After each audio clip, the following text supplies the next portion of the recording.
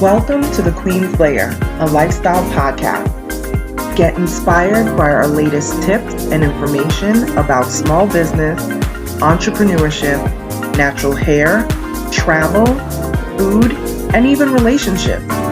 Stay tuned for another great episode. I am your host, Renée Patrice. Blog Talk Radio.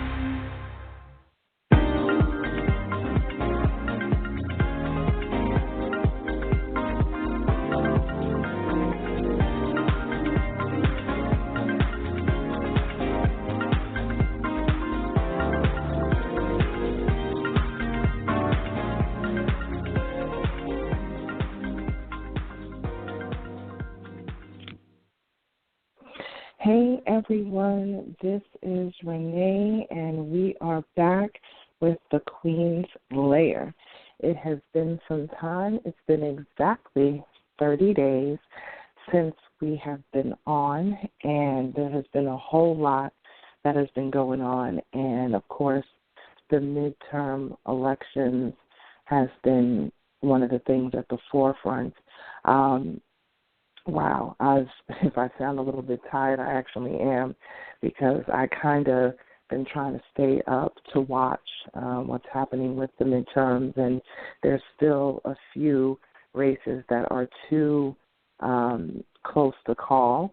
So I've been trying to pay attention to all of that going on throughout the entire day. I actually did early voting so that I didn't have to deal with, there were so many things going, especially in the state of Georgia. There was a whole lot of things happening with absentee ballots and all sorts of shenanigans and things. So I wanted to make sure that, I voted early to make, just to make sure that there were no mishaps or no problems. So I actually did early voting. So I didn't have to deal with some of the things that we've been hearing about happening today.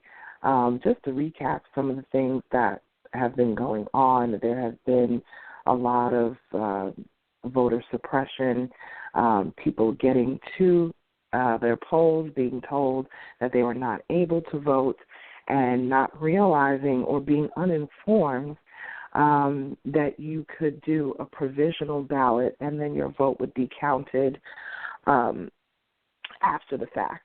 So I think that has been something that has really, has really bothered me about voter suppression and being an uninformed citizen. And I really feel like people need to be informed before they start, before you head down to the polls, before you start making decisions for your local, elected officials and things like that. It's really people being uninformed, which is what keeps voter suppression even in circulation, because the powers that be didn't know a whole lot about their areas of which have holes. And I know that the state of Georgia definitely has had many issues with this. They take advantage of the fact that they know a lot of people are just not going to care. And quite frankly, voters should be offended by that. At least I know I am offended by that. But more people should be offended by that. If you choose to sit back and not vote, it is your right. It absolutely is your right. But to me, in my opinion, you don't get the right to complain. There are too many things on the ballots in different states, other than just the big governor elections. Of course, those were some of the big battle things in different states this go-round, especially here in Georgia with Stacey Abrams. Of course, if you live in Florida, Gillum. We know that those are big things. But other than those big votes, there are lists of other referendums and things on your ballot that you need to be involved in. If you are talking about, especially for schools, there are different things about school supplies. There are different things about fundings, for your children in your schools. If you're a parent, you should not sit back and allow, the powers that be to suppress your voice, or think that your voice doesn't matter. So we have to become involved in this process. A lot of people say, well, I don't know what I'm voting for. It's not going to do anything. Listen, there's more than just governor races happening. We had to get out and vote to be able to see, our choices, our voices being heard through our choices. And your choice is getting up there to vote. I don't make any, I don't pull any punches when it comes to stuff like that. Anybody who knows me knows that, yes, I am a Democrat. I'm not shy about it at all. It was important for us to unseat a lot of these Republicans, that have been sitting and festering within the House of Representatives, and it's looking like we have unstacked them. Right now it is almost 2:20 a.m. Eastern Time, November 7th, 2018. As I'm sitting here, I have CNN on in the background on mute and talking to you guys. And right now it's looking like Democrats have 209 seats versus 195 seats of the House. And there's still several seats up for grabs. So it's looking like we will clinch the House, which would be amazing. We have to become informed. This was a huge turnout for women. I think, if I'm not mistaken, my listeners will correct me because you guys always check me if there's something that I need to review and go back to. But I believe that this election is one of the largest elections where women have been at the forefront. We have so many women that have won spots that have never had a woman. We had our first Somali woman elected to Congress. We have our youngest woman elected. In New York, I believe in the District 14, which represents pieces of the Bronx and Queens, my own neighborhood. Anybody who knows me knows I'm a Queens girl. That's where I'm from and where I grew up. My parents are immigrants, naturalized citizens, but I'm a Queens girl, so I'm so happy for that. I'm so ecstatic to see that sort of progression, that has happened within the elections. This is, just amazing, even as a woman, just to see something like that happening is just wonderful. We have to get smart about the way that we deal with our political choices.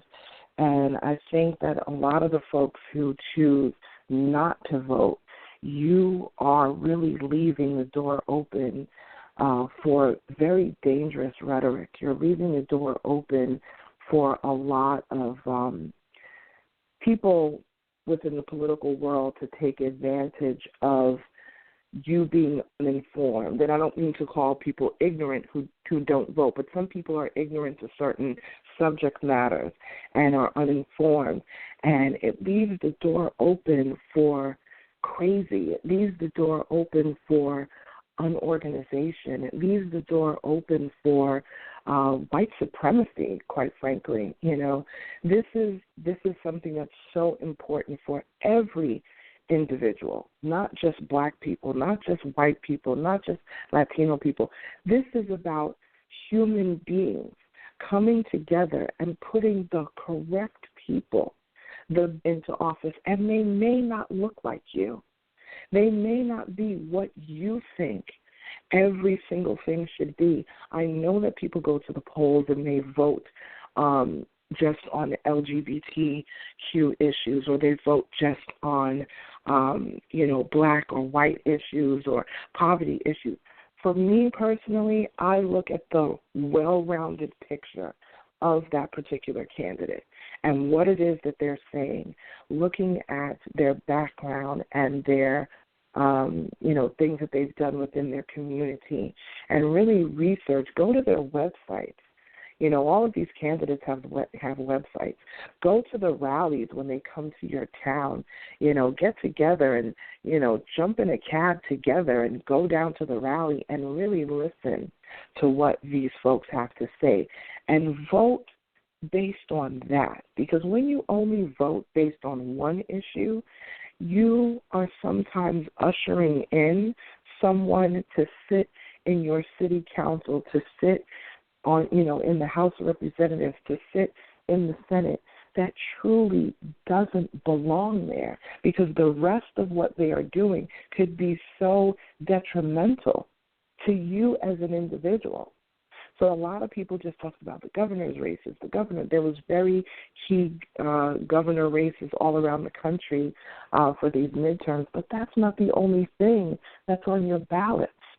That's not the only thing.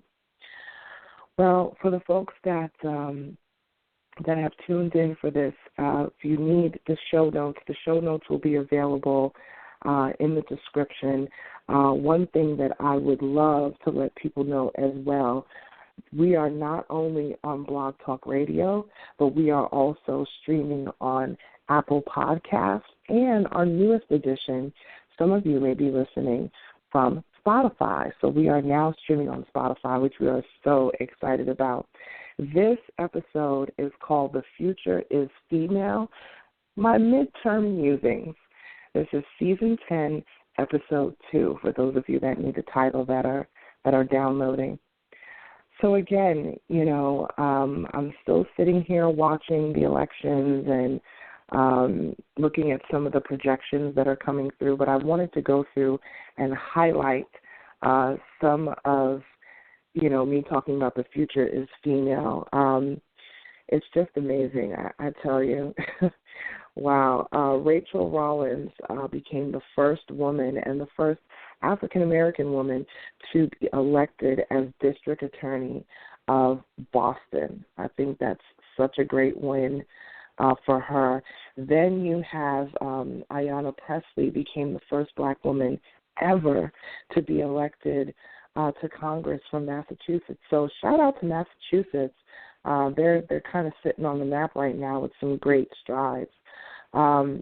We have, there's just, I'm kind of overwhelmed with some of the women that have come through. You have Johanna Hayes, has been running for U.S. Congress. She has become the first black woman ever to be elected to Congress from Connecticut. So Connecticut, definitely, she has been a great leader. That's just amazing. And then one of the ones that's really like, wow, you have, and I'm not quite sure to say her name, but I will, forgive me, but Ms. Omar, I'm just going to say Ms. Omar, she is the first Somali American ever elected to Congress. Oh, man, she's such a game changer, such a game changer. So while I am extremely proud, of where we have come and how far we're going, I want to see more, and this definitely stokes the fires for us to do more. I know that somebody's going to ask me about it later. The youngest woman, I believe she's 20. I believe the youngest woman ever to be elected to Congress. She is, I believe she's 29 years old, Alexandria Ocasio-Cortez, and I do believe, somebody was asking me earlier today, I believe she's in District 14 in New York City, which is a piece of the Bronx and also the northern side of the borough of Queens. So she's representing District 14, which covers a piece of the Bronx and also a piece of North Queens. So I'm not going to keep you guys. I know that, that's a lot of changes will happen by the time the morning comes. I don't know if I'm going to sleep. It's almost 2:30 a.m. here on November 7th, so I'm probably going to stay up just to watch some of, the rest of the polls come in. But the future is female, you guys. The future is female. There's a lot here that is going to go into the 2020 election. And people think it's so far away, but it's really not. We have to pay attention to the folks that we are putting in office.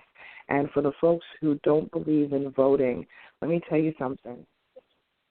For the folks that don't believe in voting, you have to, I implore you to really pay attention to the folks that have been elected, the unseating of the Republicans in the House, and the fact that Democrats have taken back the House.